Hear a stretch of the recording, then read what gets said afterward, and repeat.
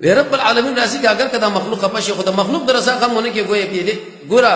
دا بدر ناراضی نشو رب العالمین بدر نه خپش ډیر انسانان دا کارونه کوي صحیح مشکل کتاب العلم کې دا قروي دا ابو هريره صاحب راوړی دی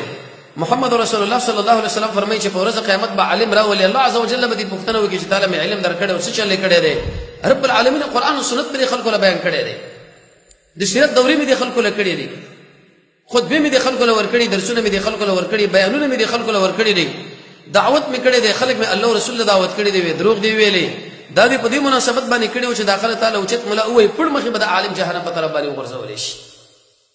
سفیان ثوری رضی الله رحمه الله هغه چې کله د قران د درس نه سو به بوچته و به جړل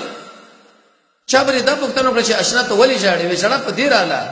چې په دې مسله باندې اسما د ناس ملګری پوی نه و اوس ما په پوی کړه زم په پوی شوم کزه په دې باندې عمل ورکم نتیجه بدای چې الله عز وجل پړ مخ ما جهنم لور ورځي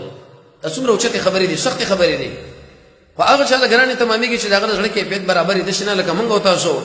دا خبره مونږ د شي او یو باندې معلومیږي عبد الله ابن مسعود فرمایي د محمد رسول الله صلی الله علیه وسلم جلیل القدر صحابي لري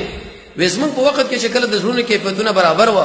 او چا به ګناه وکړه مونږ به د شي منل لکه داغه په دې سر باندې چې غر پروت دی خو چې کله د زړه کې پیټ بدل شو دا ګناه مونږ د شي خاري لکه مچا د پوجا په یو جانب باندې کینو د قشم په بل جانب باندې شرک د زړه تعلق رب العالمین کټ کول بل چاله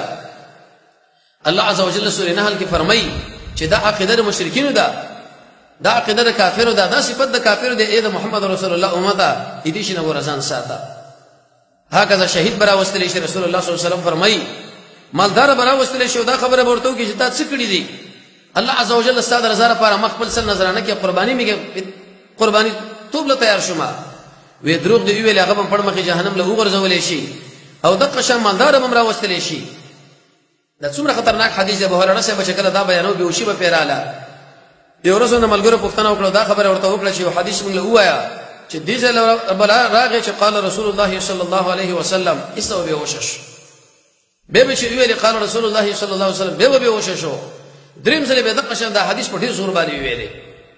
ځکه بهره رسې په خبره باندې پوهیدو چې رب العالمین شته قیامت شته حساب کتاب شته کوم دا کړنه د الله عز وجل د رضا لپاره نه کړی نتیجه ګوره به جهنم دي ځکه هغه باندې به وشي راتله